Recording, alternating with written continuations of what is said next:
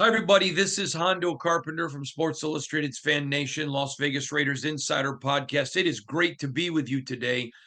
Before we get started, a couple of quick things. Remember, you can follow me on IG, which we just started a month ago, at Hondo SR. You can follow me on X, formerly known as Twitter, at Hondo Carpenter. Get all of our stories on the Raiders when you go to si.com/NFL/Raiders.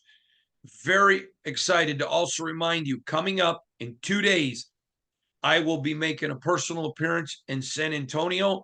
Raider fans are in the San Antonio area. Come out and join us. You can go to Facebook, X, Twitter to see all the information. It's 100% free. You can go to the San Antonio Black Hole chapter, the Raiders fan club, but it's all free, but you got to sign up. Hour and a half of Raiders talk. We'll see you in San Antonio in 2 days. Super excited about this next young man. If you put on the film, he is a combination of the Energizer Bunny with just a Ronnie Lott intensity. He loves to hit people. Now, many of you know defensive backs, especially corners, but some safeties too, are always looked at as guys that avoid contact. Not this guy. He is a magnet. He is a football player. This guy would play with a leather helmet like the old school guys if he could. He just loves the game. And I'm super excited. He's from Mercer, and which is a smaller school. So a lot of you maybe don't know who he is, but NFL teams do, because good NFL teams now have to scout everywhere. And we're excited to have him on. Lance Wise from Mercer. Lance, how you doing, my friend? I'm good. I'm good. Thank you for having me. Oh, we're excited to have you. I got to tell you, one of the things that NFL, that a lot of people do who aren't NFL executives, is they look and say, oh, but it's a small school, and they throw that away. But the problem is, if you do that, you do it at your own peril. There are a lot of people not interested in Jerry Rice. There are a lot of small school guys that didn't get the recognition. The Raiders are known as a team that likes to scout there, and pretty much all NFL teams do. So you're on the radar now. People know who you are. They watched how you play. I want to address a couple things with you. 11 career interceptions, an FCS Division I All-American, 5 interceptions last year. We're going to get to the hitting in a minute, but you're a ball hawk. You are an instinctive guy. You can see where the ball goes. The film on you shows you with the feel, and you can kind of read the play and put yourself in a position to get those ints or those breakups. Would you talk about that part of your game, please, Lance? So, coming out of high school, I played a little bit of running back. So I was always on the offense side of the ball. And, when I finally made that transition to defense, utilizing my knowledge of offense, knowing what quarterbacks look for, what they like to see, because I'm an undersized guy, so they're gonna try to find ways to get at me because yeah, he may be with the smallest one on the field. You use that to your advantage. I was blessed with the abilities that I have today, and I use, sometimes I use my size to my advantage because some quarterbacks don't see me coming. And, I'm a pretty fast guy. I like to pride myself on my speed, so I can be able to make those kind of plays. I want to talk to you now about that physicality. You love contact. Now I'm going to tell you this. He's from your neck of the woods, Zamir White. Do you know Zamir at all? Yes. Okay. How do you know Zamir? Because your body looks like him. You look like you've been chiseled out of a piece of granite. How do you know Zamir? Zeus. So I actually had a teammate. His name is Ty James, the receiver at Mercer. He transferred from UGA. So, when Ty came, we used to watch the games all the time, and we used to just see Zamir White, running, swole, just running through everybody. So, I kept up with him and all that. All right. Well, you look like him physically. Now, I've heard something. At the end of the year, you were 190 pounds, and I've heard in your workouts, you're now at 197. Is that accurate? Yes, sir. That is accurate. Where do you want to get to, or are you there, Lance? So honestly, being undersized, I can't be undersized and light in weight. So I want to try to get up to the 200 range, to be able to just combat, but still be able to keep my same speed and same intensity. So, 197 right now, this is, the best I've ever felt, especially at this heavy of a weight. And, I want to get to like the 200, 205 range just to make sure that teams know that even though I may be short, I still can bring that thunder in the league. Great point by you. Let's talk about speed. At your pro day, what do you think you'll run the 40 in? So I think I'll run, a 4.45, but I'm actually trying to get that down right now because Uh-huh. speed kills, and the faster I can run, the more I can be utilized. So right now it'll be a 4.45, but by the time my pro day comes, I want it to be lower. Have you set the date for your pro day yet? March 26th. March 26th. Okay, good to know. All right. So, Lance, let's go in a little bit of a different direction if you don't mind, because there are a lot of safeties in this draft. There are a lot of guys who come from bigger schools and a deeper pool of competition than you. But there's something that sets you apart, and that's character. Doesn't mean there aren't guys of character at other schools. I'm not saying that. But everybody, every single person talks about you, character, great kid, zero issues off the field. This is a kid that's, in the books. He's in his playbook. He's in his school books. This is a guy that you're never going to have any trouble. Now, to me, that speaks of somebody from one of two backgrounds. Either comes from a great family, or I've seen it guys that didn't come from a great family and said, "Listen, I got to separate myself because I don't want to be stuck in that position." When I ask people, they all tell me, "Great family." Can you talk about your family, please, Lance? So I love my family. They're a really big part of the reason where I'm at today. My parents actually divorced when I was in fifth grade, and it kind of shook me up for a little bit. But my mom, she remarried, and my stepdad was like a second father to me. He was my coach on the football field, on the basketball field, on the track field. So I spent a lot of time doing the things I love, with him, but also my biological father, who has never left my life, who was there for every event, made sure I was in my books. So, I'm actually finishing up my MBA right now, and I'll be getting my master's this May. And, without them, they would always say, my school comes first, because football will end one day. And, the education that you get from a degree from Mercer, is seconds to none. Right. And so, they always push me to, be who I want to be. But at the same time, your talent gets you there and your character helps you stay there. And yeah, there may be guys that are bigger, faster, stronger that played more talent, but I pride myself on being that joy, to everybody I'm around and making sure that the room's bright and that everybody's focused. And so that's why I base my character off of. Okay. Another thing about you is I was told tremendous leadership skills.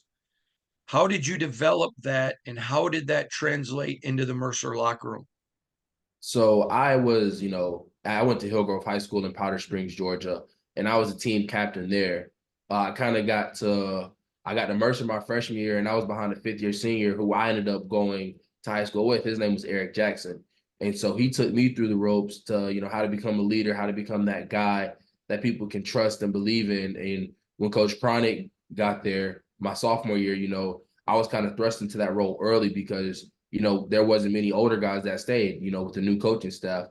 And, just building the connection with the guys off the field was able to help me, build the relations on the field and, get into them and just make sure that everybody stays the same and stays on that path. Because if they're off the field issues, they might not be able to help us on the field, and focusing off the field was, more important. Lance, I want to read a text I got from an NFL scout about you, and I'd like you to comment on it. Is that fair? Absolutely. This is what he said. A lot of guys at a smaller school spend a lot of time bitching that they're at a smaller school. Wise literally lived up to his name. He was smart enough to realize, I'm going to take advantage. I'm at a small school football wise, but a big school education wise. I'm going to get those degrees while I'm here. I'm going to make the most of it. If I had to describe wise in one word, it would be wise. Well, obviously I was at Mercer, and the dreams when you're a kid growing up is, you want to go to the Alabamas, the Georgias, the Ohio States.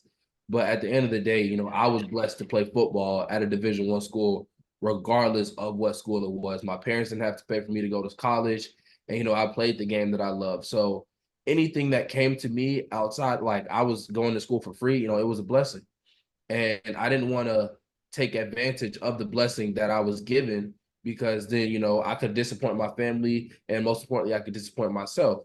So you realize everybody's not going to have that phase in life where they can reach their absolute goal, go play at the big Division I SEC schools. But I realized, while I was there, I could still make the best of my time there, and do things that have never been done before, and most importantly, enjoy myself. Yeah, that's a great point on your part. I want to go to another thing that shows up about you on film. Some guys play the game because they have the size, because they're pushed into it by other people. Then there are guys that play because they love it. You love the game of football. It is very evident. You're a cheerleader when your offense is out there. You're a leader. Where did that love of the game from come? Because a lot of guys get to the NFL, Lance, and they get the money, and they've always played the game because they have all this physical talent, but they don't have the heart. You've got the heart. You've got the love of the game. So it's got to come from somewhere because every play you're risking bodily injury. Where does that love of the game come from? So, I started playing football when I was 4 years old. My older sister, she was a cheerleader, and they didn't want to leave me at the house, so they kind of let me just run around.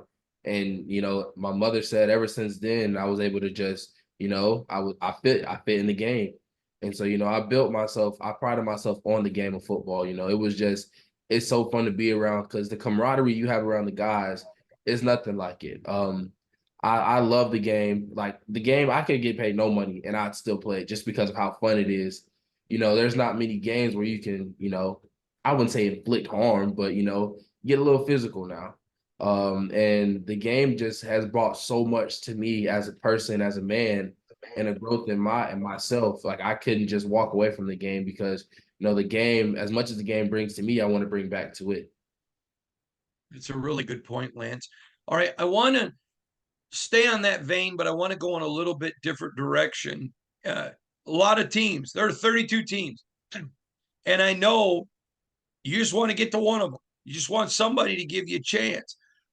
But let's specifically talk about what is your feelings about the Raiders? I love the Raiders, Las Vegas. I've never been to Vegas before. Actually, one of the people that helped me grow up, he was kind of like a babysitter older brother. He's out there in Vegas now because, he was in the military. I've really never been to the West Coast. I love what they do with Antonio Pierce. Playing with Devontae Adams would be amazing. You watch him growing up and see what he's been able to do.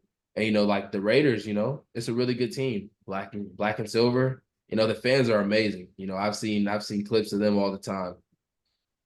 They're a wonderful group of people. All right, Lance, let's change it a little bit. Tell me what you've got to get better at. What I've got to get better at, obviously you say, I like to hit, and I really do. I do join the hit. Sometimes I can take, bad angles, which could cause me to miss a tackle here or there. Going into tackles, sometimes, I have to come in more controlled at times. But basically, my whole game is, or the game I need to fix is obviously, my angles, being able to, make sure I can get the guy on the ground instead of going in for the kill shot every time. Did you grow up a Falcon fan because you're from Georgia, I assume? Somewhat, yes. Okay, do you remember? I don't know if you're too young to remember this, but do you remember a running back they used to have, TJ Duckett? I do not remember him. Oh man, you're making me feel old. Okay, well, TJ's a great friend of mine. In fact, family member of mine, and he talked about he ran the 4.3 40. He was fast, very fast. And he talked about when he got to Atlanta, the first thing that really hit him was he'd never been caught from behind before, ever. In high school, college, just never. When he was on a full speed. And he gets tackled behind the line of scrimmage. by a defensive end. And he says, and all of a sudden it hit me. Everybody's fast at this level. At the next level, angles and technique are so vital because everybody's good. And how does one learn it? Is it only going to come in practice? Is there things you're doing now to learn those angles? How do you do that? So, there's kind of a mix and a combination because, the things that I do right now, obviously I'm training for my pro day, but at the same time, I still, train as a DB, making sure my breaks are cleaner, making sure I can, get out of my breaks to help with my angles. But in terms of, being able to perform those, tackles and fix those angles in game, obviously you have to do it in practice, full speed live, because I can do everything without anybody, trying to run away from me, but it'll be a different breed, when I'm tired, I got the pads on, and there's a running back who runs a 4-3 running away from me. So then it's like, it's a combination of both. Good point. Lance, I want to ask you about special teams. A lot of guys who are all Americans and stars like you are get to the NFL and don't understand I'm probably going to have to play special teams if I'm going to make this team. And you're a guy that just loves the game. And when I talk to scouts, they don't think that's going to be an issue with you because you do love the game. You're not going to come in with ego. You're coming in with, I want to make the roster, not I'm going to be the superstar. Would you talk about that side of you? And would you embrace special teams? So, I've always been told, by my trainers, my parents, just get in the door. No matter how I can do it, get in the door. And special teams is a great way because, you play special teams in college and, you have fun. You have fun on special teams. And everybody's not going to be your star safety or your star quarterback or receiver. But in order to get in the league and stay in the league, you have to bring value somewhere else. And that special teams is the best way to do it. And so I pride myself, if I'm going to make the team, I'm coming in from a small school, I may be undersized. So I may be given a disadvantage at first. But if I can show what I can do on special teams, then, that may open the door for more possibilities. But special teams is an important role because, as you saw in the Super Bowl, it can make or break games. And being on a special teams unit and taking pride in that to help your team win games, that's all you want to do. You want to help your team win games. Lance, one of the things that separates young players is the ability to watch film. Now, you're very smart. Your football IQ is absolutely through the freaking roof. Every single person talks about your character. They talk about your football IQ. Normally, and when I say normally, 99% of the time, those people are film rats. There is that 1% that are just savants and get it. You are super smart. Having your MBA is going to prove that. But are you a film rat? How much is watching film, part of Lance Wise's game?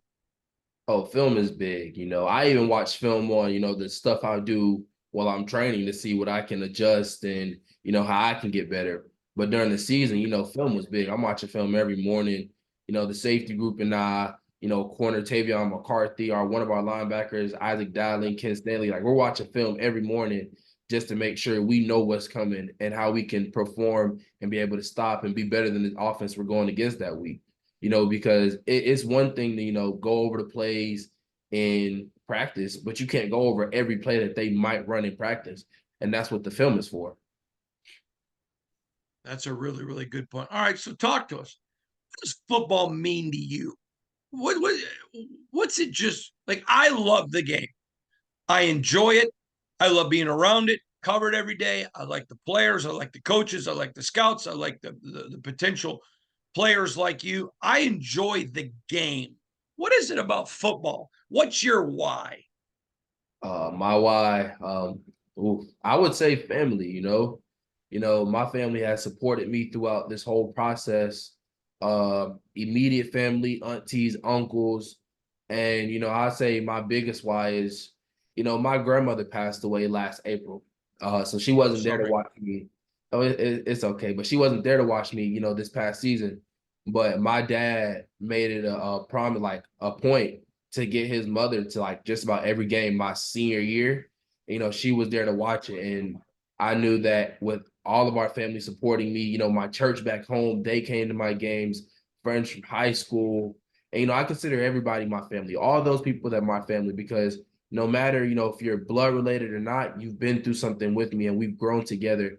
And to see them support me throughout this time, being an undersized safety, being a guy that has, beat the odds time in and time in, it's just something about them, making them proud. And obviously, football is just the camaraderie you get, the guys, the football, the teammates that turn into brothers.